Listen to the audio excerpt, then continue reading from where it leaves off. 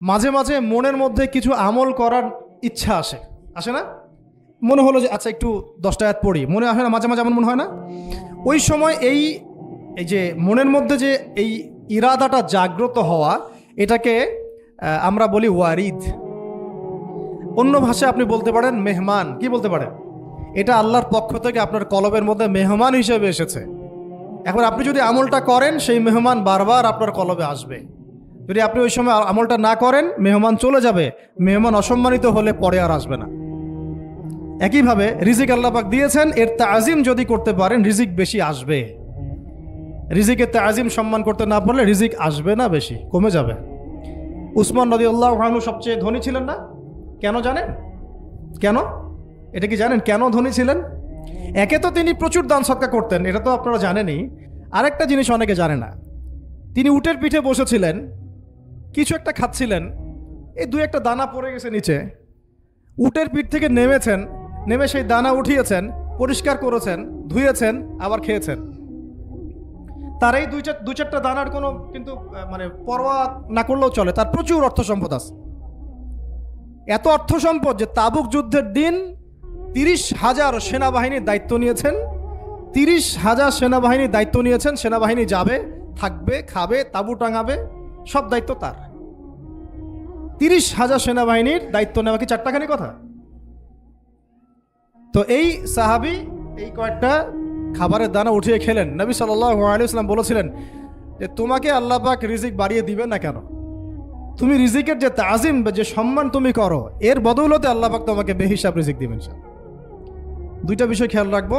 আমলের মেহমান হৃদয়ের মধ্যে আসলে তাকে ফিরায় না দেওয়া, তাহলে সেই মেহমান কিন্তু আর আসবে না। মেহমানকে মূল্যায়ন করলে মেহমান বারবার আসবে ইনশাআল্লাহ। আর রিজিকের তাজিম না করলে রিজিক কিন্তু আপনার ঘরে বেশি বেশি আসবে না। এমনি তো হারামের যুগ, এমনি সুদের যুগ, এমনি ঘুষের যুগ। অলমোস্ট এভরি ফ্যামিলি সুদখোর এখন, অলমোস্ট এভরি ফ্যামিলি। মেয়েরা স্পেশালি যারা শাশুড়ি টাইপের, আপনারা মাইন্ড করেন না, তাদের সাইকোলজি যে এতই নিচে নেমে গেছে এখন যে আমার মেয়ে জাহান্নামে যায় যাক। হ্যাঁ, আমার মেয়ে জাহান্নামে যায় যাক, সমস্যা নাই, দুনিয়াতে সে যেন ভালো থাকে। এটা কেন বললাম? একটা সুদখোরের ঘরে তুলে দিতে সে দ্বিধাবোধ করতেছে না, একটা দুর্নীতিবাজের ঘরে তুলে দিতে দ্বিধাবোধ করতেছে না, একটা ঘুষখোরের ঘরে তুলতে দ্বিধাবোধ করতেছে না, হ্যাঁ, একটা মানে কি বলবো মাদক সেবী, ড্রাগ এডিক্টেড, বা এই যে আর কি বলবো ফাসেক জালেম, এই ধরনের ঘরে উঠাই দিতেও সে দ্বিধাবোধ করছে না। 5তলা বাড়ি চাই আমার মেয়ে 5তলা বাড়ি থেকে সুখে থাকবে। এই যে সুখের ডেফিনেশন এখানে দিয়েছেন আপনারা। এই জন্য কত হাজার হাজার মেয়ের জীবন নষ্ট করে দিয়েছেন আপনারা। আমার কথা মাইন্ড করে না, হাজার হাজার মেয়ের জীবন মায়েরা নষ্ট করে দিয়েছে, শুধুমাত্র মেয়েদের দুনিয়াবি সুখ এর সংজ্ঞাটা বুঝতে ভুল করার কারণে। এর নাম যদি সুখী হইতো, তাহলে অমুসলিমরা সুখী না কেন? পশ্চিমারা সুখী না কেন? ওরা আত্মহত্যা করে কেন? Hello, I'm going to try to explain to you what is an AI agent and how they work. এভাবে মেয়েদের জীবন নষ্ট করেছেন। অথচ অল্প যদি হালাল রিজিকও হতো, আল্লাহ পাক তাকে বরকত দিতেন, সুখে থাকতো। তো আল্লাহ পাক আপনাদেরকে রিজিকের মূল্য বোঝার, তাজিম করার তৌফিক দান করেন, আমিন। অনেক ভিতরে চলে যাচ্ছে আমি, সময় আমাদের হাতে আরও শর্ট হয়ে আসতেছে। তো এখানে একটা কথা বলে দিব যে রিজিকের প্রসঙ্গ যেহেতু আসছে, যে হালাল খেতে হবে আমাদেরকে, হারামের দ্বারস্থ হওয়া যাবে না।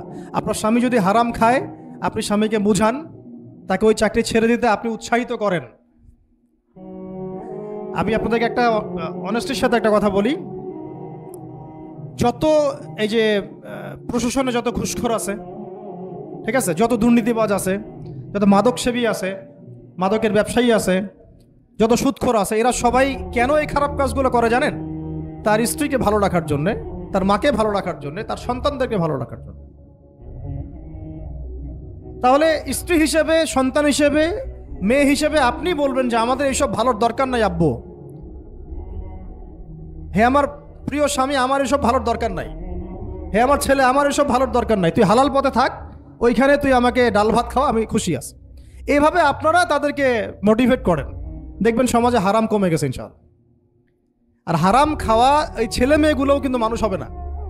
হারাম খাওয়া যে ছেলে মেয়েগুলো রক্ত মাংস করে উঠছে, এরাও কিন্তু মানুষ হবে না। আল্লাহ পাক আমাদেরকে হালাল খাওয়ার তৌফিক দান করেন এবং এই হালালের জন্য আপনাদের ভূমিকা অনেক বেশি। আমরা উত্তরবঙ্গ সহ দেশের বিভিন্ন জায়গায় সফর করে যেটা দেখেছি, যত সুদী এনজিও আছে না, এনজিওগুলোর মধ্যে মহিলাদের নামই বেশি, জানেন? মহিলাদের নাম বেশি সুদী এনজিওতে। তো এই দাওয়াতগুলো আমরা মা বোনদেরকে দিতে চাই যে কোন অবস্থাতে যেন হারাম রিজিকের দিকে আপনারা না ধাবিত হন এবং রিজিকের তাজিম করেন, পরিবারের মধ্যে হৃদ্যতা ভালোবাসা বজায় রাখেন, একে অপরকে বিশ্বাস সম্মান এবং শ্রদ্ধা করেন।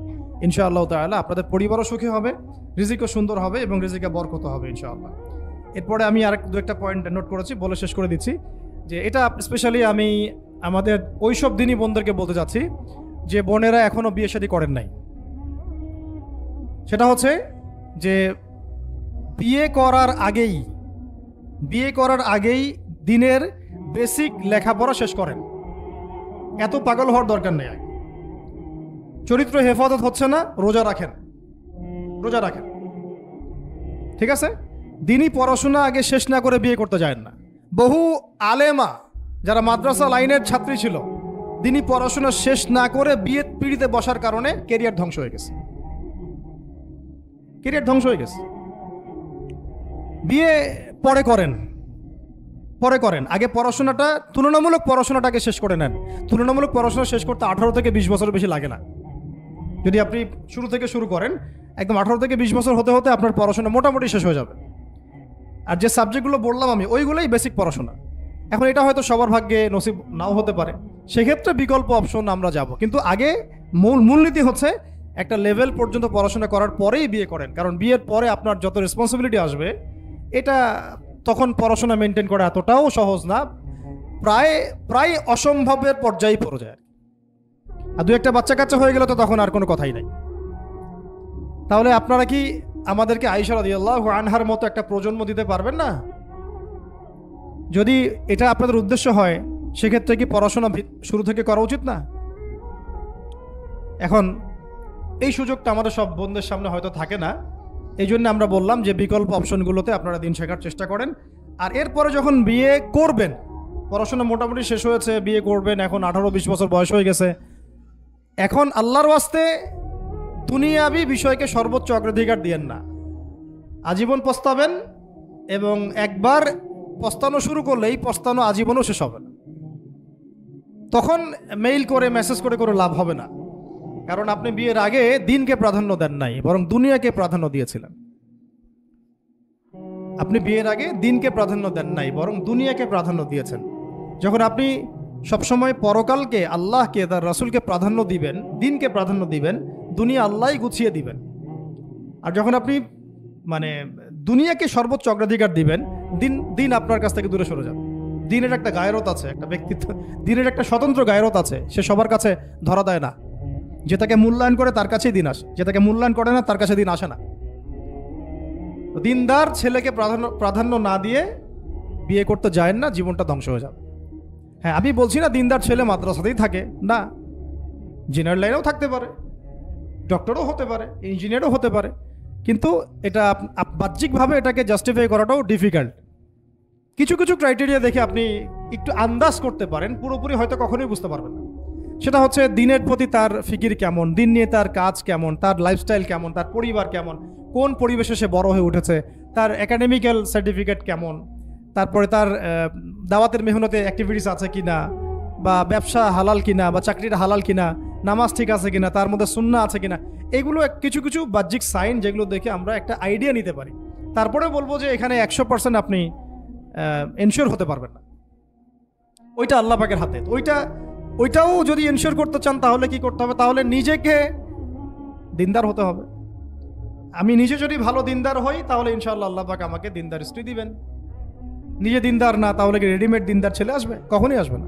দোয়া করতে হবে, রব্বানা হাব লানা মিন আজওয়াজিনা ওয়া যুররিয়াতিনা কুররাতা আয়ুন ওয়াজআলনা লিল মুত্তাকিনা ইমামা। দোয়া করতে হবে যে রব্বি হাবলি মিনাস সালিহিন, রব্বি হাবলি মিন লাদুনকা যুররিয়াতান তাইয়্যিবা ইন্নাকা সামিউদ দুআ।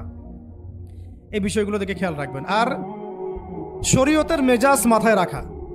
শরীয়তের মেজাজের কথাটা আজকে এই জন্য বলছি যে আমরা আমাদের দেশে যে প্রবলেমটা দেখি, ইসলামের পূর্ণাঙ্গ বিষয়গুলো মানুষ মাথায় রাখতে চায় না। ইসলামে যেমন নামাজ, রোজা, হজ, জাকাত আছে, ইসলামে কিন্তু দাওয়াত, তাবলিগ, জিহাদও আছে, তাই না? ইসলামে কিন্তু শরিয়া আইনও আছে, হুদুদ, কিসাস আছে, ইত্যাদি আছে। আমাদের সমাজে দেখেন নামাজ শব্দ পরিচিত কিন্তু কিসাস শব্দ পরিচিত না। কিসাস মানে কয়জন জানেন যে কিসাস শব্দ অর্থ কি? অনেকেই জানে না, কিন্তু কিসাস একটা কোরআনের একটা ফান্ডামেন্টাল বিধান যে কেউ যদি আপনার চুরি করে হাত কেটে ফেলতে হয়, কেউ যদি ব্যভিচার করে বেত্রাঘাত করতে হয়, বিবাহিত হলে রজম করতে হয়, কেউ যদি মোরতাদ হয় তারও মৃত্যুদণ্ড শাস্তি আছে, কেউ শাতেমে রাসূলকে গালি দিয়েছে তারও মৃত্যুদণ্ড আছে। এরকম অনেক বিধান আছে, হুদুদ এবং কিসাস আছে। হত্যার বদলে হত্যা, চোখের বদলে চোখ, জানের বদলে জান। আমাদের সমাজে এগুলো পরিচিত না। নামাজ পরিচিত কিন্তু, তাসবিহ তাহলিল পরিচিত, ঠিক আছে? এরকমই সমাজেও বহু বিবাহ এটা অপরিচিত। হ্যাঁ, আপনি একটা বিয়ে করে বাইরে 4টা 5টা 6টা মেয়ের সাথে খারাপ সম্পর্ক করলে সমাজ এটাকে প্রমোট করে, এটাকে কাছে আসার গল্প নাম দেয় আর কি। কিন্তু একটা মেয়ের পুরো জীবনের রেসপন্সিবিলিটি আপনি নেবেন হালালভাবে, তখন সমাজ আপনাকে বাঁকা চোখে দেখবে এবং বিতর্কিত করবে। তো আমরা এখনও ওই ইসলামের ওই মেজাজে যাইতে পারি নাই। আমার মেয়েকে বড় করার সময় এটা তার মাথায় ছোট থেকে দেওয়া উচিত যে হ্যাঁ, ইসলামে কিন্তু বহু বিবাহের ব্যাপারও আছে, ওকে ওইভাবেই ওই মেজাজেই বড় করা উচিত। এখানে আরেকটা প্রশ্ন আসতে পারে যে এটা তো ঐচ্ছিক। অবশ্যই ঐচ্ছিক, কেউ চাইলে করতে পারে, কেউ চাইলে নাও করতে পারে, সবার উপর এটা ফরজ না, কখনোই না। এবং এটাকে আমরা বড় বড় স্কেলে এটাই সুন্নত এটাও বলতে পারবো না। ওইটা একটা নির্দিষ্ট প্রেক্ষাপটে অ্যাপ্লাই করার বিষয় ছিল। যেমন উহুদের যুদ্ধ হয়ে গেছে, অনেক মেয়ে এতিম হয়ে গেছে, এখন এই মেয়েগুলোর দায়িত্ব কে নিবে? বহু বিবাহের ব্যাপারটাতে আসলো তখন সূরা নিসার আয়াত যে তোমরা এখন পছন্দ হলে মাসনা সুলাসা রুবা করতে পারো। এটা কাউকে ফরজ করা হয় নাই, কারোর উপরে ফরজ করা হয় নাই। যার সামর্থ্য আছে তোমরা করতে পারো, খালাস। ওই মেয়েগুলোর দায়িত্ব নিয়ে নেওয়া হলো রাষ্ট্রীয়ভাবে, এবং তারা সম্ভ্রম পেল, সম্মান পেল, গার্ডিয়ানশিপ পেল, তাদের সমস্ত অধিকার ফিরে পেল। এটা ইসলামের একটা বিধান আছে। একেবারে এটাকে বাদ দিয়ে এটাকে অস্বীকার করা, কুফরি করলে কিন্তু কোরআনের সাথে আপনার কুফরি হয়ে যাবে। আপনার নিজস্ব রুচিবোধ থাকতে পারে যে আমি এটাকে পছন্দ করি না, সেটা আপনার ডিসিশন, এটা কোনো সমস্যার কিছু নেই। এমনকি ইসলাম আপনাদেরকে বলেছে যে মেয়ের অনুমতি ছাড়া তাকে বিয়েও দেওয়া যাবে না। সবার নিজস্ব জায়গা থাকতে পারে, কিন্তু ইসলামের প্রত্যেকটা বিধানকে মাথায় রাখা যেটা ইসলামের একটা অংশ। না হলে আমরা অনেক সামাজিক সমস্যার সমাধান দিতে পারবো না। বাংলাদেশে এখন 6 লক্ষ মেয়ে আছে যারা এতিম, অবিবাহিতা, বিধবা, আরও বেশি। আমরা রাষ্ট্রীয়ভাবে তাদের কোনো ব্যবস্থা করতে পারবো না, সম্ভব না। তো এইখানে মেয়েদেরকে, যেহেতু মেয়েদের মধ্যে আমি কথাগুলো বলছি, এই জন্য আমি এই কথাটা টাচ করলাম যে ইসলামের পূর্ণাঙ্গ বিষয়গুলো আমাদের মাথার মধ্যে রাখা, যে আমাদের যেন এমন কোনো বিষয়কে অস্বীকার করে না বসি যেটা আবার আমাকে ইমান থেকে বের করে দিবে। আমার নিজের আমল না হতে পারে, আমি নিজে সেটা পছন্দ না করতে পারি, বা আমার মতামত থাকতে পারে, সেটা আলাদা ইস্যুস। কিন্তু ইসলামের বিধানগুলোকে আমরা কোনোভাবে যেন ডিনাই করতে না যাই, এটা আমাদের মাথায় রাখতে হবে। আর এটা সমাজের কল্যাণের জন্যই আল্লাহ রাব্বুল আলামিনের পক্ষ থেকে একটা এখতিয়ার দেওয়া হয়েছে। আর দুটা বিষয় বলে শেষ করে দিচ্ছি, সেটা হচ্ছে ওই যে ইলমের কথা বলেছিলাম শুরুতে, এর সাথে আমি আমার ব্যক্তিগত জীবন থেকে বলছি আর 3টা জিনিস ইলমের সাথে খুব বেশি কানেক্টেড, এটা মাথায় রাখবেন। একটা হচ্ছে আদব। একটা কি? আদব। আদব রক্ষা করতে না পারলে ইলম অর্জন করতে পারবেন না। তাই আদব রক্ষা করার জন্য আমাদেরকে ওই জেনারেল লাইনে পড়াশোনার মেজাজটা ত্যাগ করে আসতে হবে। আমরা ওইখানে যে মেজাজে পড়াশোনা করি, ওই মেজাজটা আমাদেরকে একটু কর্পোরেট হতে শেখায়। মানে আমি বেতন দিয়েছি 500 টাকা, আমি 500 টাকার ক্লাস পাইলাম না কেন, তাই না? মেজাজটা এরকম আর কি। অথচ এখানে ওস্তাদের দোয়া নেওয়ার জন্য আমাদেরকে সিরিয়ালে দাঁড়িয়ে থাকতে হবে। এটা হচ্ছে এই প্ল্যাটফর্ম, এটা হচ্ছে ওই অন্য জায়গা। এখানে একজন নবী হয়েও মুসা আলাইহিস সালাম যুগের পর যুগ হাঁটছেন এমন একজন ব্যক্তির সাক্ষাতের জন্য যিনি তার চেয়ে বেশি জ্ঞানী। তার নাম খিদর আলাইহিস সালাম, যিনি তাকে সাথে নিতে চাচ্ছেন না। তিনি বলছেন যে ইন্নাকা লান তাসতাতিআ মাইয়া সাবরা, তুমি তো আমার সাথে ধৈর্য ধরতে পারবে না। কিন্তু মুসা আলাইহিস সালাম তারপরও চললেন, বারবার প্রশ্ন করলেন, কিন্তু শেষ পর্যন্ত সম্পর্ক কিন্তু নচ্ছেদ হয়ে গেল। মনে আছে কি? হাদিস সূরা কাহফের কথা বলছি। তো এটা হচ্ছে এই ইলমের জায়গাটা এমন একটা ইলমের জায়গা যেখানে আদব রক্ষা না করলে ইলম পাওয়া যাবে না। আরেকটা বিষয় হচ্ছে তাসকিয়া, ইলম অর্জন করে উস্তাদের কাছ থেকে দোয়া নেওয়া এবং আত্মশুদ্ধি অর্জন করা। মনের মধ্যে কোনো হিংসা না রাখা। আমাদের সবার এখন মনের মধ্যে যে হিংসা দিয়ে ভর্তি, হিংসাগুলোকে ছেড়ে দেন, মন বড় করে ফেলেন, আল্লাহর জন্য ছেড়ে দেন, হিংসা ত্যাগ করেন, গীবত করা বন্ধ করে দেন, অপবাদ দেয়া তো একেবারেই নিষেধ, পরশ্রী কাতরতা ছেড়ে দেন, মনটাকে একদম খালেস করে রাখেন। একদম সাহাবী সম্পর্কে নবীজি বলছেন, এই যে এখন যে সাহাবী ঢুকবে মসজিদে ও জান্নাতি, সবাই আগ্রহ নিয়ে বসে আছে, কে এসে ঢুকলেন? জান্নাতি। পরের দিনও সেম কথা, এখন যে ঢুকবে সে জান্নাতি। সেম সাহাবী ঢুকলেন, পরের দিনও সেম কথা, এখন যে ঢুকবে সে জান্নাতি। সেম সাহাবী ঢুকলেন, এবার একজন সাহাবী কৌশল করে তার বাসায় গেলেন, দেখি তো কি আমল করে সে। তো দেখলেন তো রাত্রেবেলা তাহাজ্জুদে উঠতেছে না, এশার নামাজ পড়ে ঘুমায় গেছে, ফজরের নামাজে উঠলো। 3 দিন থাকলেন, 3 দিন সেম। তখন তিনি বললেন, আচ্ছা ভাই, তোমার ব্যাপারে নবীজি এরকম মন্তব্য করেছেন, তোমাকে তো এমন কোনো খাস আমল করতে দেখলাম না। তো তিনি বলছেন, আচ্ছা একটা বিষয় হতে পারে, আমি অত বেশি আমল হয়তো করি না, কিন্তু আমি যখন ঘুমাতে যাই আমি সবাইকে মাফ করে দিয়ে ঘুমাই। মন ফ্রেশ, মনটা থেকে সব বের করে দাও, এটা তাসকিয়া, এটা ইলমের সাথে সম্পৃক্ত। আল্লাহ পাক আমাদের সবাইকে এই বিষয়গুলো বোঝার তৌফিক দান করেন। আর এরপরে আমি বলবো যে সন্তান প্রতিপালনে যত্নশীল হন, কারণ এরপরে তো আমাদের অ্যাসেট তারাই। এবং মেয়েদেরকে আমি বলবো যে আপনারা বেশি বেশি সন্তান নেবেন। কে শিখাইছে একটা বাচ্চা নিতে হবে, 2টা বাচ্চা নিতে হবে? এগুলো বোগাস কথাবার্তা পশ্চিমারা শিখাইছে। আর নবী সাল্লাল্লাহু আলাইহি ওয়াসাল্লাম কি বলেছেন? আমি সেই নারীদেরকে নিয়ে গর্ব করব যেই নারীরা বেশি বেশি সন্তান জন্ম দিতে পারে। আমি আমার উম্মতের সংখ্যা নিয়ে গর্ব করব। হ্যাঁ, সবার ফিজিক্যাল কন্ডিশন এক না হতে পারে, কিন্তু এই মানসিকতাটা ত্যাগ করতে হবে যে আমার একটাই, 2টি সন্তানের বেশি নয়, একটি হলে আরও ভালো হয়। এইসব পশ্চিমা তন্ত্রমন্ত্র বন্ধ করতে হবে। ঠিক আছে, এরপরে বলবো যে মিডিয়া দিয়ে, আচ্ছা, এই সন্তান প্রতিপালনের ক্ষেত্রে একটা কথা বলে দেই যে প্যারেন্টিংয়ের অনেক বই বাজারে বের হয়েছে, প্যারেন্টিং টিপস আছে। এই প্যারেন্টিংটা নিয়ে আলাদা ইনশাল্লাহ একদিন সেশন করবো, এখানে অনেক কথা বলার আছে। সন্তান প্রতিপালন একটা শিল্প, সন্তান প্রতিপালনটা একটা শিল্প, খুব ধৈর্যের কাজ, সবরের কাজ, লেগে থাকার কাজ। সন্তানকে সময় দেওয়া, ওর খাবারের দিকে খেয়াল রাখা, ওর মানসিকতার দিকে খেয়াল রাখা, ওর ফিজিক্যাল অ্যাক্টিভিটিস দিকে খেয়াল রাখা, ওর মানে আত্মা দূষিত হয়ে যাচ্ছে কিনা এটা খেয়াল রাখা, ওর ভালো একাডেমিক পরিবেশ নিশ্চিত করা, ভালো ওস্তাদ দেওয়া, ওর সাথে মেশা, ওকে আদর করা, অনেক কিছু আছে। এটা নিয়ে ইনশাল্লাহ আমরা একদিন আরেকটা সেশন করবো ইনশাল্লাহ। তো সন্তান প্রতিপালনের সাথে আমি বলবো যে প্রচলিত যে মিডিয়াগুলো, এই জি বাংলা, স্টার জলসা, এই যে পিছনে লেখা আছে যে অপসংস্কৃতি, এক কথায় বিজাতীয় অপসংস্কৃতি, এই মিডিয়াগুলো বাসা থেকে বন্ধ করে দেন। বা একেবারে টেলিভিশনের দরকার নেই বাসা। অনলাইনে আমরাও কিছু ক্ষেত্রে আসলে আমরাও অনলাইনের মধ্যে ডুবে গেছি। আমি নিজেও ফিকির করছি, চেষ্টা করছি এখান থেকে বের হওয়ার জন্য। আপনারাও বের হন, মানে প্র্যাকটিক্যাল জীবনে আসেন। এটা একটা ভার্চুয়াল জগৎ, এখান থেকে আমরা যা দেখি এটা আমাদের মাথার মধ্যে প্রভাব বিস্তার করে। বহু সামাজিক ঘটনা এবং পারিবারিক অঘটন এই ফেসবুক, ইউটিউব থেকে হচ্ছে। এই কন্টেন্টগুলো দেখা আমাদেরকে বন্ধ করতে, বাস্তবতার সাথে এগুলো কোনো সম্পর্ক নাই। আমাদের কিতাব পড়ার অভ্যাস বেশি করে বাড়াতে হবে, ওস্তাদদের সহবতে যাওয়া, আমল করা, কান্নাকাটি করা, দোয়া করা, ইস্তেগফার করা, আল্লাহর সাথে কানেকশন। আল্লাহ পাক আমাদেরকে মিডিয়ার এই রং ঢং বলি আমি, মিডিয়ার এই রং ঢংগুলো ত্যাগ করতে হবে। মিডিয়া একটা কিছু দেখলে আমাকে কেন কিনতে হবে? কেন আমি একটা মিডিয়াতে দেখলাম যে এরকম একটা নতুন অর্নামেন্টস আসছে, আমাকেই কেন কিনতে হবে? কেন আমি ওইটার জন্য আবার বাসায় চাপ দিব? কেন ওইটা আমি আমার পরিবারে ফাসাদ সৃষ্টি করার কারণ হবে? প্রয়োজন নাই। আর আমাদের মানে মাদ্রাসার মেয়েদেরকেও এসব থেকে দূরে রাখতে হবে, মিডিয়া থেকে দূরে রাখতে হবে। মানে সব মিডিয়া উপকারী না, বরং মিডিয়ার মধ্যে 99%ই ইসলামিক মিডিয়া না। যদি এটা হতো যে সব এর মধ্যে অ্যাটলিস্ট 10% ইসলামিক মিডিয়া, তাহলে বলতাম ওগুলো অ্যাটলিস্ট দেখেন। এখানে কিন্তু সেই সুযোগটাও পাচ্ছেন না। খুব কম মিডিয়া আমাদেরকে প্রকৃত বিষয়টা শেখায় এবং সত্যের কাছাকাছি নিয়ে আসে। বেশিরভাগ মিডিয়াই প্রতারণাপূর্ণ এবং কর্পোরেট সেকশন, এগুলো থেকে আল্লাহ পাক আমাদেরকে দূরে থাকার তৌফিক দান করেন। এবং এই কালচারগুলো ছেড়ে দেন। হিন্দুদের কালচারের সাথে আমাদের কি সম্পর্ক? আমরা মুসলিম, আমরা মুহাম্মদ সাল্লাল্লাহু আলাইহি ওয়াসাল্লামের উম্মাহ। আমাদের সাথে মুশরিকদের কি সম্পর্ক? আমাদের সাথে ইহুদিদের কি সম্পর্ক? আমাদের সাথে খ্রিস্টানদের কি সম্পর্ক থাকবে? আমরা কেন ওদের সংস্কৃতি গ্রহণ করব?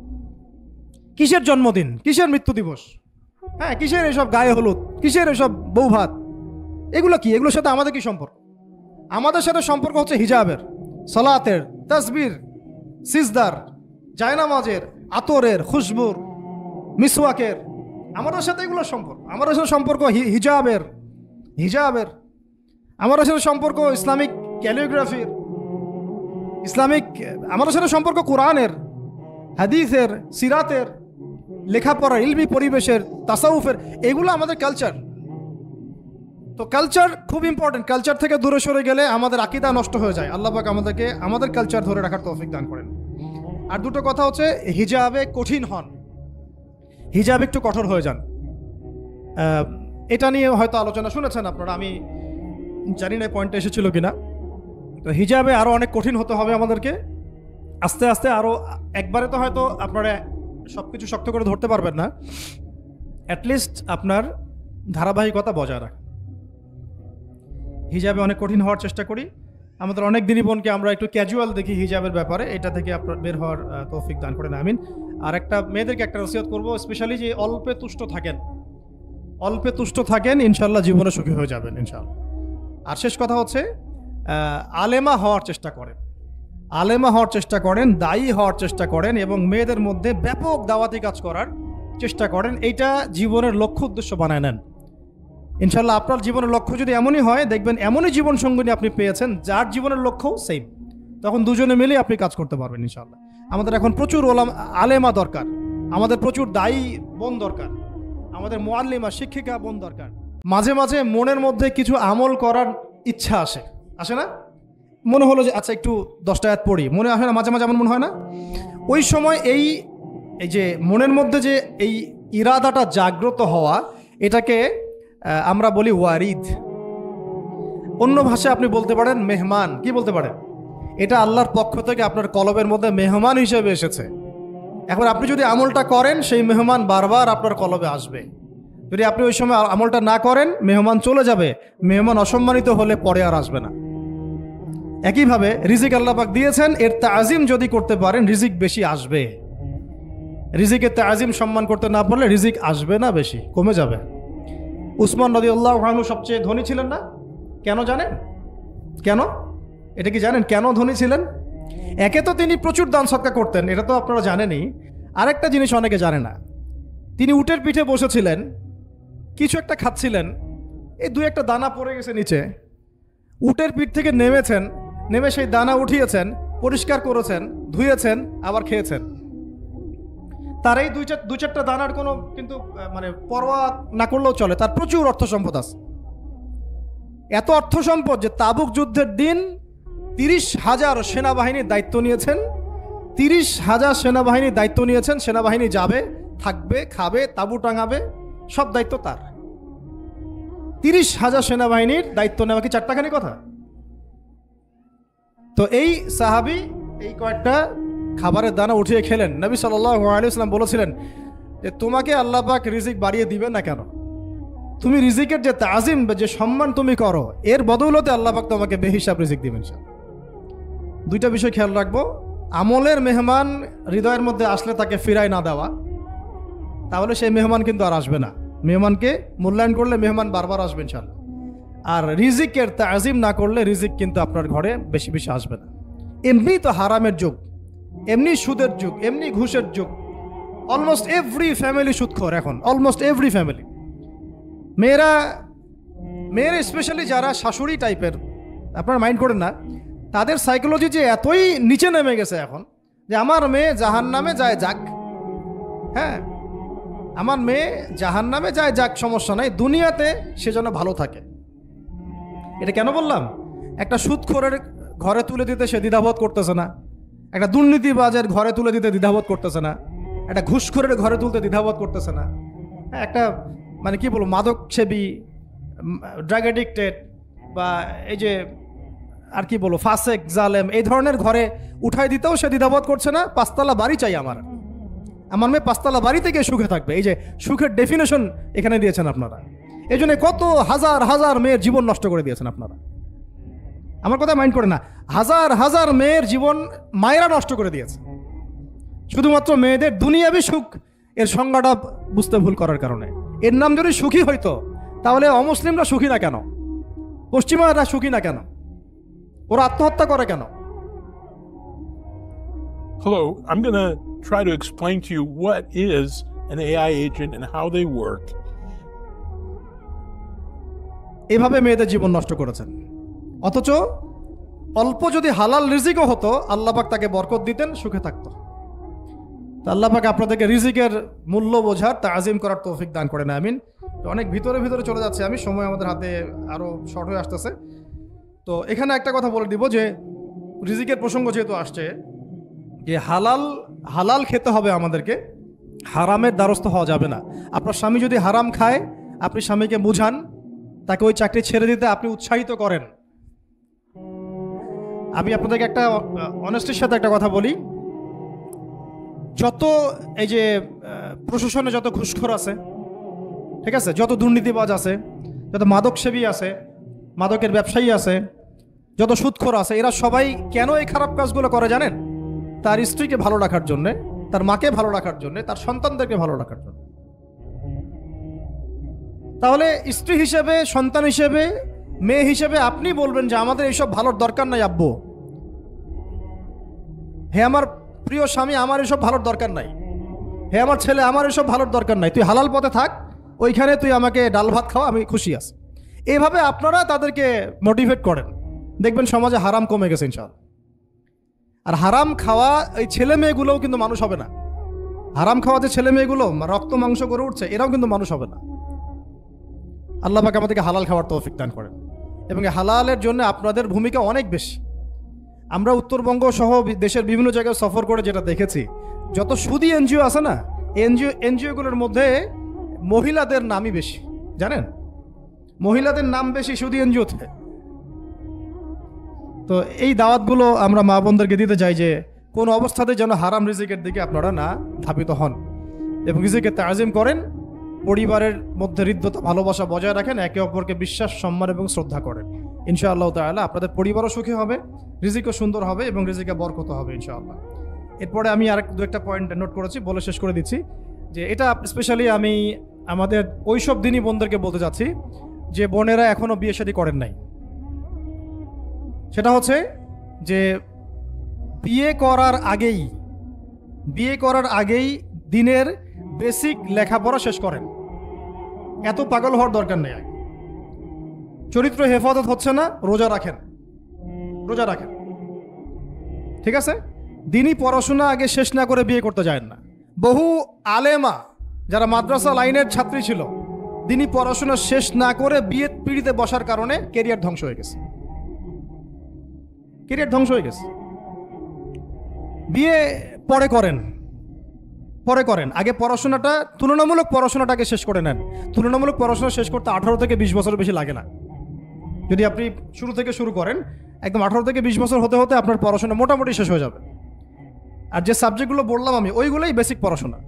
এখন এটা হয়তো সবার ভাগ্যে নসিব নাও হতে পারে, সেক্ষেত্রে বিকল্প অপশন আমরা যাব। কিন্তু আগে মূলনীতি হচ্ছে একটা লেভেল পর্যন্ত পড়াশোনা করার পরেই বিয়ে করেন, কারণ বিয়ের পরে আপনার যত রেসপন্সিবিলিটি আসবে, এটা তখন পড়াশোনা মেনটেন করা এতটাও সহজ না, প্রায় অসম্ভবের পর্যায়ে পড়ে যায়।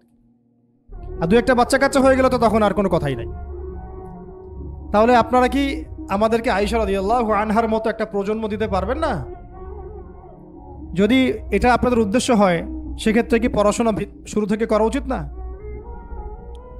এখন এই সুযোগটা আমাদের সব বোনদের সামনে হয়তো থাকে না, এই জন্য আমরা বললাম যে বিকল্প অপশনগুলোতে আপনারা দিন শেখার চেষ্টা করেন।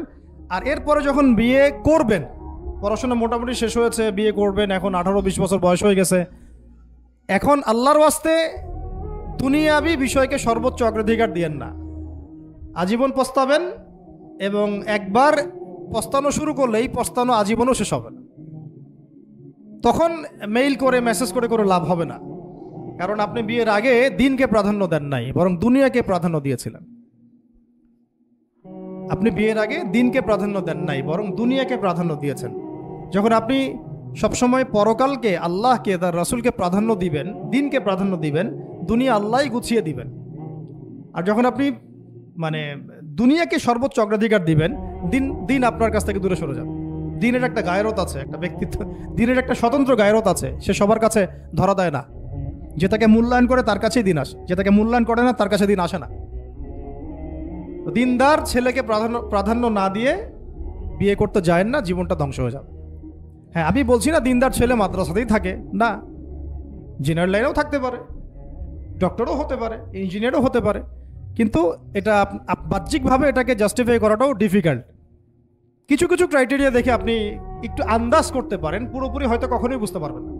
সেটা হচ্ছে দিনের প্রতি তার ফিকির কেমন, দিন নিয়ে তার কাজ কেমন, তার লাইফস্টাইল কেমন, তার পরিবার কেমন, কোন পরিবেশে সে বড় হয়ে উঠেছে, তার একাডেমিক্যাল সার্টিফিকেট কেমন, তারপরে তার দাওয়াতের মেহনতে অ্যাক্টিভিটিস আছে কিনা, বা ব্যবসা হালাল কিনা, বা চাকরিটা হালাল কিনা, নামাজ ঠিক আছে কিনা, তার মধ্যে সুন্নাহ আছে কিনা।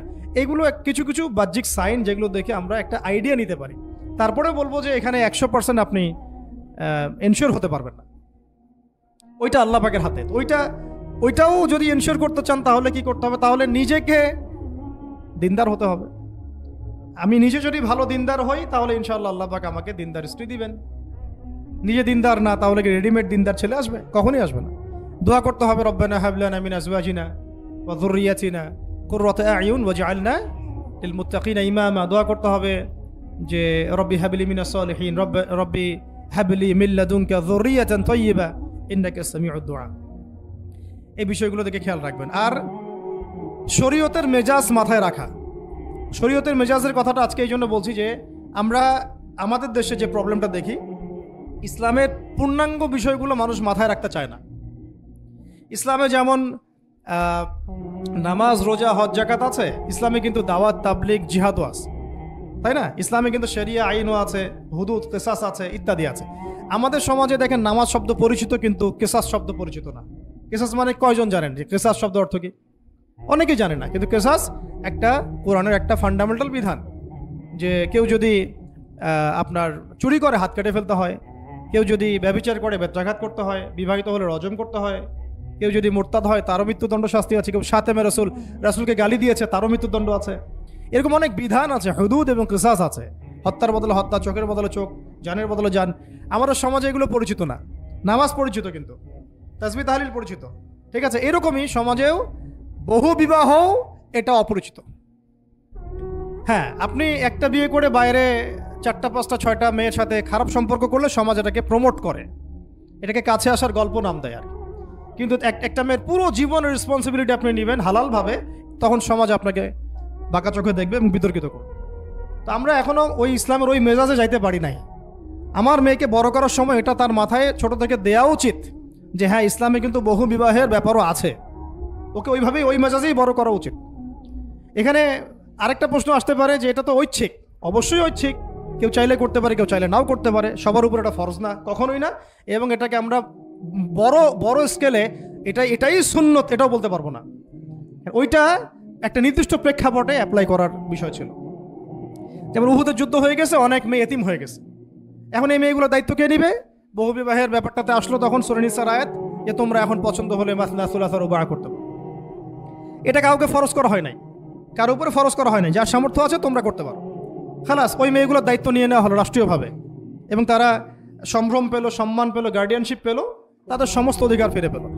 এটা ইসলামের একটা বিধান আছে। একেবারে এটাকে বাদ দিয়ে এটাকে অস্বীকার করা, কুফরি করলে কিন্তু কোরআনের সাথে আপনার কুফরি হয়ে যাবে। আপনার নিজস্ব রুচিবোধ থাকতে পারে যে আমি এটাকে পছন্দ করি না, সেটা আপনার ডিসিশন, এটা কোনো সমস্যার কিছু নেই। এমনকি ইসলাম আপনাদেরকে বলেছে যে মেয়ের অনুমতি ছাড়া তাকে বিয়েও দেওয়া যাবে না। সবার নিজস্ব জায়গা থাকতে পারে, কিন্তু ইসলামের প্রত্যেকটা বিধানকে মাথায় রাখা যে এটা ইসলামের একটা অংশ। না হলে আমরা অনেক সামাজিক সমস্যার সমাধান দিতে পারবো না। বাংলাদেশে এখন 6 লক্ষ মেয়ে আছে যারা এতিম, অবিবাহিতা, বিধবা, আরও বেশি। আমরা রাষ্ট্রীয়ভাবে তাদের কোনো ব্যবস্থা করতে পারবো না, সম্ভব না। তো এইখানে মেয়েদেরকে, যেহেতু মেয়েদের মধ্যে আমি কথাগুলো বলছি, এই জন্য আমি এই কথাটা টাচ করলাম যে ইসলামের পূর্ণাঙ্গ বিষয়গুলো আমাদের মাথার মধ্যে রাখা, যে আমাদের যেন এমন কোনো বিষয়কে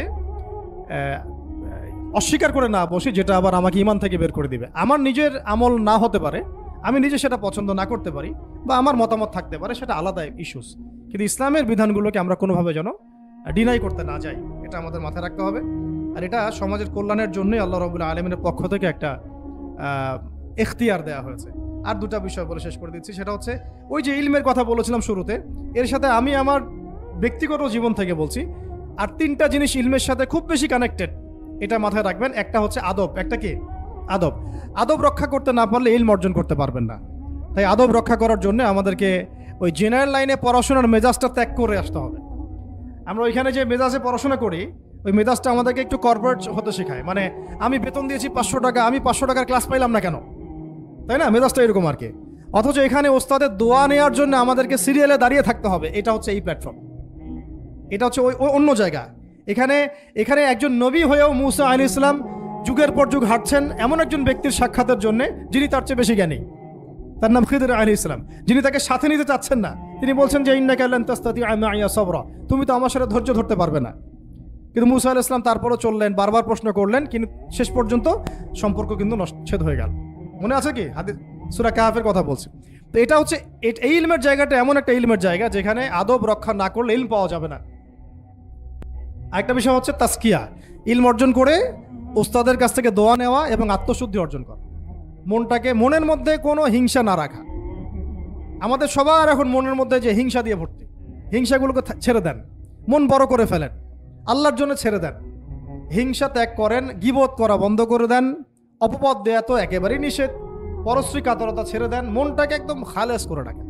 একদম সাহাবী সম্পর্কে নবীজি বলছেন, এই যে এখন যে সাহাবী ঢুকবে মসজিদে ও জান্নাতি, সবাই আগ্রহ নিয়ে বসে আছে, কে এসে ঢুকলেন জান্নাতি, পরের দিনও সেম কথা, এখন যে ঢুকবে সে জান্নাতি, সেম সাহাবী ঢুকলেন, পরের দিনও সেম কথা, এখন যে ঢুকবে সে জান্নাতি, সেম সাহাবী ঢুকলেন। এবার একজন সাহাবী কৌশল করে তার বাসায় গেলেন, দেখি তো কি আমল করে সে। তো দেখলেন তো রাত্রেবেলা তাহাজ্জুদে উঠতেছে না, এশার নামাজ পড়ে ঘুমায় গেছে, ফজরের নামাজে উঠলো। 3 দিন থাকলেন, 3 দিন সেম। তখন তিনি বললেন, আচ্ছা ভাই, তোমার ব্যাপারে নবীজি এরকম মন্তব্য করেছেন, তোমাকে তো এমন কোনো খাস আমল করতে দেখলাম না। তো তিনি বলছেন, আচ্ছা একটা বিষয় হতে পারে, আমি অত বেশি আমল হয়তো করি না, কিন্তু আমি যখন ঘুমাতে যাই আমি সবাইকে মাফ করে দিয়ে ঘুমাই। মন ফ্রেশ, মনটা থেকে সব বের করে দাও, এটা তাসকিয়া, এটা ইলমের সাথে সম্পৃক্ত। আল্লাহ পাক আমাদের সবাইকে এই বিষয়গুলো বোঝার তৌফিক দান করেন। আর এরপরে আমি বলবো যে সন্তান প্রতিপালনে যত্নশীল হন, কারণ এরপরে তো আমাদের অ্যাসেট তারাই। এবং মেয়েদেরকে আমি বলবো যে আপনারা বেশি বেশি সন্তান নেবেন। কে শিখাইছে একটা বাচ্চা নিতে হবে, 2টা বাচ্চা নিতে হবে? এগুলো বোগাস কথাবার্তা পশ্চিমারা শিখাইছে। আর নবী সাল্লাল্লাহু আলাইহি ওয়াসাল্লাম কি বলেছেন? আমি সেই নারীদেরকে নিয়ে গর্ব করব যেই নারীরা বেশি বেশি সন্তান জন্ম দিতে পারে। আমি আমার উম্মতের সংখ্যা নিয়ে গর্ব করব। হ্যাঁ, সবার ফিজিক্যাল কন্ডিশন এক না হতে পারে, কিন্তু এই মানসিকতাটা ত্যাগ করতে হবে যে আমার একটাই, 2টি সন্তানের বেশি নয়, একটি হলে আরো ভালো হয়। এইসব পশ্চিমা তন্ত্রমন্ত্র বন্ধ করতে হবে। ঠিক আছে, এরপরে বলবো যে মিডিয়া দিয়ে, আচ্ছা, এই সন্তান প্রতিপালনের ক্ষেত্রে একটা কথা বলে দেই যে প্যারেন্টিং এর অনেক বই বাজারে বের হয়েছে, প্যারেন্টিং টিপস আছে। এই প্যারেন্টিংটা নিয়ে আলাদা ইনশাআল্লাহ একদিন সেশন করবো, এখানে অনেক কথা বলার আছে। সন্তান প্রতিপালন একটা শিল্প, সন্তান প্রতিপালনটা একটা শিল্প, খুব ধৈর্যের কাজ, সবরের কাজ, লেগে থাকার কাজ। সন্তানকে সময় দেয়া, ওর খাবারের দিকে খেয়াল রাখা, ওর মানসিকতার দিকে খেয়াল রাখা, ওর ফিজিক্যাল অ্যাক্টিভিটিস দিকে খেয়াল রাখা, ওর মানে আত্মা দূষিত হয়ে যাচ্ছে কিনা এটা খেয়াল রাখা, ওর ভালো একাডেমিক পরিবেশ নিশ্চিত করা, ভালো ওস্তাদ দেওয়া, ওর সাথে মেশা, ওকে আদর করা, অনেক কিছু আছে। এটা নিয়ে ইনশাল্লাহ আমরা একদিন আরেকটা সেশন করবো ইনশাল্লাহ। তো সন্তান প্রতিপালনের সাথে আমি বলবো যে প্রচলিত যে মিডিয়াগুলো, এই জি বাংলা, স্টার জলসা, এই যে পিছনে লেখা আছে যে অপসংস্কৃতি, এক কথায় বিজাতীয় অপসংস্কৃতি, এই মিডিয়াগুলো বাসা থেকে বন্ধ করে দেন। একেবারে টেলিভিশনের দরকার নেই বাসা। অনলাইনে আমরাও কিছু কিছু ক্ষেত্রে আসলে আমরাও অনলাইনের মধ্যে ডুবে গেছি। আমি নিজেও ফিকির করছি, চেষ্টা করছি এখান থেকে বের হওয়ার জন্য। আপনারাও বের হন, মানে প্র্যাকটিক্যাল জীবনে আসেন। এটা একটা ভার্চুয়াল জগৎ, এখান থেকে আমরা যা দেখি এটা আমাদের মাথার মধ্যে প্রভাব বিস্তার করে। বহু সামাজিক ঘটনা এবং পারিবারিক অঘটন এই ফেসবুক, ইউটিউব থেকে হচ্ছে। এই কন্টেন্টগুলো দেখা আমাদেরকে বন্ধ করতে, বাস্তবতার সাথে এগুলো কোনো সম্পর্ক নাই। আমাদের কিতাব পড়ার অভ্যাস বেশি করে বাড়াতে হবে, ওস্তাদদের সহবতে যাওয়া, আমল করা, কান্নাকাটি করা, দোয়া করা, ইস্তেগফার করা, আল্লাহর সাথে কানেকশন। আল্লাহ পাক আমাদেরকে মিডিয়ার এই রং ঢং বলি আমি, মিডিয়ার এই রং ঢংগুলো ত্যাগ করতে হবে। মিডিয়া একটা কিছু দেখলে আমাকে কেন কিনতে হবে? কেন আমি একটা মিডিয়াতে দেখলাম যে এরকম একটা নতুন অর্নামেন্টস আসছে, আমাকেই কেন কিনতে হবে? কেন আমি ওইটার জন্য আবার বাসায় চাপ দিব? কেন ওইটা আমি আমার পরিবারে ফাসাদ সৃষ্টি করার কারণ হবে? প্রয়োজন নাই। আর আমাদের মানে মাদ্রাসার মেয়েদেরকেও এসব থেকে দূরে রাখতে হবে, মিডিয়া থেকে দূরে রাখতে হবে। মানে সব মিডিয়া উপকারী না, বরং মিডিয়ার মধ্যে 99%ই ইসলামিক মিডিয়া না। যদি এটা হতো যে সব এর মধ্যে অ্যাটলিস্ট 10% ইসলামিক মিডিয়া, তাহলে বলতাম ওগুলো অ্যাটলিস্ট দেখেন। এখানে কিন্তু সেই সুযোগটাও পাচ্ছেন না।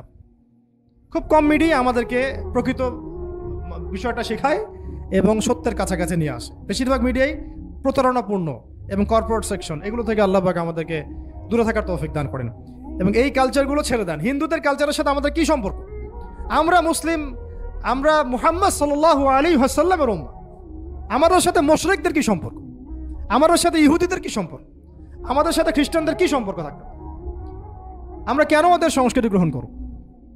কিসের জন্মদিন, কিসের মৃত্যু দিবস, হ্যাঁ, কিসের এসব গায়ে হলুদ, কিসের এসব বৌভাত, এগুলো কি? এগুলোর সাথে আমাদের কি সম্পর্ক? আমাদের সাথে সম্পর্ক হচ্ছে হিজাবের, সালাতের, তাসবির, সিজদার, জায়নামাজের, আতরের, খুশবুর, মিসওয়াকের, আমাদের সাথে এগুলো সম্পর্ক। আমাদের সাথে সম্পর্ক হিজাবের, আমাদের সাথে সম্পর্ক ইসলামিক ক্যালিগ্রাফির, আমাদের সাথে সম্পর্ক কোরআনের, হাদিসের, সিরাতের, লেখাপড়া, ইলমি পরিবেশের, তাসাউফের, এগুলো আমাদের কালচার। তো কালচার খুব ইম্পর্টেন্ট। কালচার থেকে দূরে সরে গেলে আমাদের আকীদা নষ্ট হয়ে যায়। আল্লাহ পাক আমাদেরকে আমাদের কালচার ধরে রাখার তৌফিক দান করেন। আর দুটো কথা হচ্ছে, হিজাবে কঠিন হন, হিজাব একটু কঠোর হয়ে যান। এটা নিয়ে হয়তো আলোচনা শুনেছেন আপনারা, আমি জানি না পয়েন্টে এসেছিল কিনা। তো হিজাবে আরও অনেক কঠিন হতে হবে আমাদেরকে, আস্তে আস্তে আরও। একবারে তো হয়তো আপনারা সব কিছু শক্ত করে ধরতে পারবেন না, অ্যাটলিস্ট আপনার ধারাবাহিকতা বজায় রাখ। হিজাবে অনেক কঠিন হওয়ার চেষ্টা করি। আমাদের অনেক দিনই বোনকে আমরা একটু ক্যাজুয়াল দেখি হিজাবের ব্যাপারে, এটা থেকে আপনার বের হওয়ার তৌফিক দান করেন, আমিন। আর একটা মেয়েদেরকে একটা নসিহত করবো, স্পেশালি যে অল্পে তুষ্ট থাকেন, ইনশাল্লাহ জীবনে সুখী হয়ে যাবেন ইনশাল্লাহ। আর শেষ কথা হচ্ছে, আলেমা হওয়ার চেষ্টা করেন, দায়ী হওয়ার চেষ্টা করেন, এবং মেয়েদের মধ্যে ব্যাপক দাওয়াতি কাজ করার চেষ্টা করেন। এইটা জীবনের লক্ষ্য উদ্দেশ্য বানায় নেন ইনশাল্লাহ। আপনার জীবনের লক্ষ্য যদি এমনই হয়, দেখবেন এমনই জীবন সঙ্গিনী আপনি পেয়েছেন যার জীবনের লক্ষ্য সেম, তখন দুজনে মিলে আপনি কাজ করতে পারবেন ইনশাল্লাহ।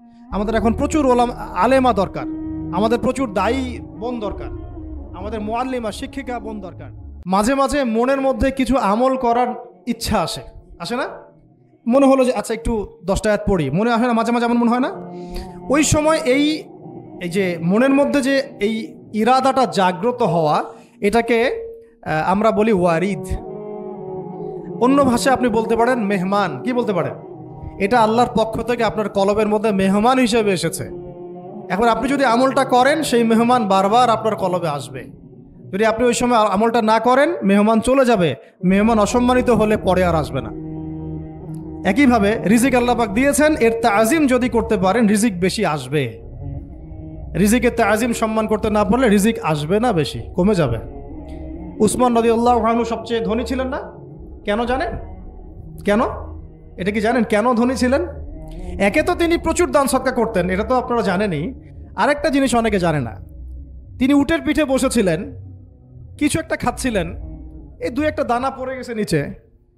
উটের পিঠ থেকে নেমেছেন, নেমে সেই দানা উঠিয়েছেন, পরিষ্কার করেছেন, ধুয়েছেন, আবার খেয়েছেন। তার এই 2-4টা দানার কোনো কিন্তু মানে পরোয়া না করলেও চলে, তার প্রচুর অর্থ সম্পদ আছে। এত অর্থ সম্পদ যে তাবুক যুদ্ধের দিন 30,000 সেনাবাহিনীর দায়িত্ব নিয়েছেন। 30,000 সেনাবাহিনীর দায়িত্ব নিয়েছেন। সেনাবাহিনী যাবে, থাকবে, খাবে, তাঁবু টাঙাবে, সব দায়িত্ব তার। 30,000 সেনাবাহিনীর দায়িত্ব নেওয়া কি চারটাখানি কথা? তো এই সাহাবী এই কয়েকটা খাবারের দানা উঠিয়ে খেলেন। নবী সাল্লাল্লাহু আলাইহি ওয়াসাল্লাম বলেছিলেন যে তোমাকে আল্লাহ পাক রিজিক বাড়িয়ে দিবেন না কেন? তুমি রিজিকের যে তাজিম বা যে সম্মান তুমি করো, এর বদৌলতে আল্লাহ পাক তোমাকে বেহিসাব রিজিক দিবেন। 2টা বিষয় খেয়াল রাখবো। আমলের মেহমান হৃদয়ের মধ্যে আসলে তাকে ফিরায় না দেওয়া, তাহলে সেই মেহমান কিন্তু আর আসবে না। মেহমানকে মূল্যায়ন করলে মেহমান বারবার আসবে ইনশাআল্লাহ। আর রিজিকের তাজিম না করলে রিজিক কিন্তু আপনার ঘরে বেশি বেশি আসবে না। এমনি তো হারামের যুগ, এমনি সুদের যুগ, এমনি ঘুষের যুগ। অলমোস্ট এভরি ফ্যামিলি সুদখোর এখন, অলমোস্ট এভরি ফ্যামিলি। মেয়েরা স্পেশালি যারা শাশুড়ি টাইপের, আপনারা মাইন্ড করেন না, তাদের সাইকোলজি যে এতই নিচে নেমে গেছে এখন যে আমার মেয়ে জাহান্নামে যায় যাক। হ্যাঁ, আমার মেয়ে জাহান্নামে যায় যাক, সমস্যা নাই, দুনিয়াতে সে যেন ভালো থাকে। এটা কেন বললাম? একটা সুদখোরের ঘরে তুলে দিতে সে দ্বিধাবোধ করতেছে না, একটা দুর্নীতিবাজের ঘরে তুলে দিতে দ্বিধাবোধ করতেছে না, একটা ঘুষখোরের ঘরে তুলতে দ্বিধাবোধ করতেছে না, একটা মানে কি বলবো মাদক সেবী, ড্রাগ এডিক্টেড বা এই যে আর কি বলবো ফাসেক জালেম, এই ধরনের ঘরে উঠাই দিতেও সে দ্বিধাবোধ করছে না। 5তলা বাড়ি চাই আমার মেয়ে 5তলা বাড়ি থেকে সুখে থাকবে। এই যে সুখের ডেফিনেশন এখানে দিয়েছেন আপনারা। এই জন্য কত হাজার হাজার মেয়ের জীবন নষ্ট করে দিয়েছেন আপনারা। আমার কথা মাইন্ড করে না, হাজার হাজার মেয়ের জীবন মায়েরা নষ্ট করে দিয়েছে, শুধুমাত্র মেয়েদের দুনিয়াবি সুখ এর সংজ্ঞাটা বুঝতে ভুল করার কারণে। এর নাম যদি সুখী হইতো, তাহলে অমুসলিমরা সুখী না কেন? পশ্চিমারা সুখী না কেন? ওরা আত্মহত্যা করে কেন? Hello, I'm going to try to explain to you what is an AI agent and how they work. এভাবে মেয়েদের জীবন নষ্ট করেছেন। অথচ অল্প যদি হালাল রিজিকও হতো, আল্লাহ পাক তাকে বরকত দিতেন, সুখে থাকতো। তো আল্লাহ পাক আপনাদেরকে রিজিকের মূল্য বোঝার, তাজিম করার তৌফিক দান করেন, আমিন। তো অনেক ভিতরে ভিতরে চলে যাচ্ছে আমি, সময় আমাদের হাতে আরও শর্ট হয়ে আসতেছে। তো এখানে একটা কথা বলে দিব যে রিজিকের প্রসঙ্গ যেহেতু আসছে, যে হালাল খেতে হবে আমাদেরকে, হারামের দ্বারস্থ হওয়া যাবে না। আপনার স্বামী যদি হারাম খায়, আপনি স্বামীকে বুঝান, তাকে ওই চাকরি ছেড়ে দিতে আপনি উৎসাহিত করেন। আমি আপনাদেরকে একটা অনেস্টির সাথে একটা কথা বলি, যত এই যে প্রশাসনে যত ঘুষখোর আছে, ঠিক আছে, যত দুর্নীতিবাজ আছে, যত মাদকসেবী আছে, মাদকের ব্যবসায়ী আছে, যত সুদখোর আছে, এরা সবাই কেন এই খারাপ কাজগুলো করে জানেন? তার স্ত্রীকে ভালো রাখার জন্যে, তার মাকে ভালো রাখার জন্যে, তার সন্তানদেরকে ভালো রাখার জন্য। তাহলে স্ত্রী হিসেবে, সন্তান হিসেবে, মেয়ে হিসেবে আপনি বলবেন যে আমাদের এইসব ভালোর দরকার নাই আব্বু, হে আমার প্রিয় স্বামী, আমার এসব ভালোর দরকার নাই, হে আমার ছেলে, আমার এসব ভালোর দরকার নাই, তুই হালাল পথে থাক, ওইখানে তুই আমাকে ডাল ভাত খাওয়া, আমি খুশি আছি। এইভাবে আপনারা তাদেরকে মোটিভেট করেন, দেখবেন সমাজে হারাম কমে গেছে ইনশাআল্লাহ। আর হারাম খাওয়া এই ছেলে মেয়েগুলোও কিন্তু মানুষ হবে না। হারাম খাওয়া যে ছেলে মেয়েগুলো রক্ত মাংস করে উঠছে, এরাও কিন্তু মানুষ হবে না। আল্লাহ পাক আমাদেরকে হালাল খাওয়ার তৌফিক দান করেন, এবং হালালের জন্য আপনাদের ভূমিকা অনেক বেশি। আমরা উত্তরবঙ্গ সহ দেশের বিভিন্ন জায়গায় সফর করে যেটা দেখেছি, যত সুদী এনজিও আছে না, এনজিওগুলোর মধ্যে মহিলাদের নামই বেশি, জানেন? মহিলাদের নাম বেশি সুদী এনজিওতে। তো এই দাওয়াতগুলো আমরা মা বোনদেরকে দিতে চাই যে কোন অবস্থাতে যেন হারাম রিজিকের দিকে আপনারা না ধাবিত হন, এবং রিজিকে তাজিম করেন, পরিবারের মধ্যে হৃদ্যতা, ভালোবাসা বজায় রাখেন, একে অপরকে বিশ্বাস, সম্মান এবং শ্রদ্ধা করেন। ইনশাআল্লাহ তাআলা আপনাদের পরিবারও সুখী হবে, রিজিকও সুন্দর হবে, এবং রিজিকে বরকত হবে ইনশাআল্লাহ। এরপরে আমি দু একটা পয়েন্ট নোট করেছি, বলে শেষ করে দিচ্ছি। যে এটা স্পেশালি আমি আমাদের ওইসব দিনই বোনদেরকে বলতে চাচ্ছি যে বোনেরা এখনো বিয়ে শাদী করেন নাই। সেটা হচ্ছে যে বিয়ে করার আগেই দিনের বেসিক লেখাপড়া শেষ করেন। এত পাগল হওয়ার দরকার নেই। চরিত্র হেফাজত হচ্ছে না, রোজা রাখেন, ঠিক আছে? দিনই পড়াশোনা আগে শেষ না করে বিয়ে করতে যায় না। বহু আলেমা যারা মাদ্রাসা লাইনের ছাত্রী ছিল, দিনই পড়াশোনা শেষ না করে বিয়ে পিড়িতে বসার কারণে কেরিয়ার ধ্বংস হয়ে গেছে। বিয়ে পরে করেন, আগে পড়াশোনাটা, তুলনামূলক পড়াশোনাটাকে শেষ করে নেন। তুলনামূলক পড়াশোনা শেষ করতে 18 থেকে 20 বছর বেশি লাগে না। যদি আপনি শুরু করেন, একদম 18 থেকে 20 বছর হতে হতে আপনার পড়াশোনা মোটামুটি শেষ হয়ে যাবে। আর যে সাবজেক্টগুলো বললাম আমি, ওইগুলোই বেসিক পড়াশোনা। এখন এটা হয়তো সবার ভাগ্যে নসিব নাও হতে পারে, সেক্ষেত্রে বিকল্প অপশন আমরা যাব। কিন্তু আগে মূলনীতি হচ্ছে একটা লেভেল পর্যন্ত পড়াশোনা করার পরেই বিয়ে করেন, কারণ বিয়ের পরে আপনার যত রেসপন্সিবিলিটি আসবে, এটা তখন পড়াশোনা মেনটেন করা এতটাও সহজ না, প্রায় অসম্ভবের পর্যায়ে পড়ে যায়। আর দু একটা বাচ্চা কাচ্চা হয়ে গেলে তো তখন আর কোনো কথাই নাই। তাহলে আপনারা কি আমাদেরকে আয়েশা রাদিয়াল্লাহু আনহার মতো একটা প্রজন্ম দিতে পারবেন না?